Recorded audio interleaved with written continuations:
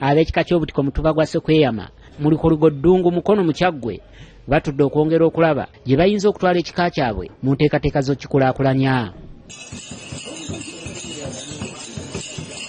Owakasolya w'ekika kino Gunju Matiya Kawere asinzidde ku mukolo guno ogw'okumanyagana n'akubiriza abazzukulu be okwongera okwagala nnyo ebyobuwangwa byabwe mu nteekateeka ey'okuzza Buganda ku ntikko.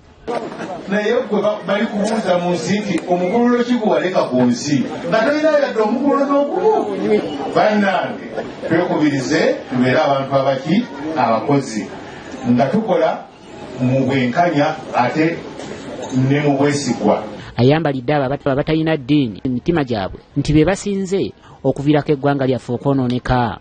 James Musiitwa omukulu w'essiga lya Kajugujwe agamba nti okweyagaliza n'omulugube weegwongedde okusaalasala mu bantu. Kintu kye kiriwo mulembe guno naddala ku bazzukulu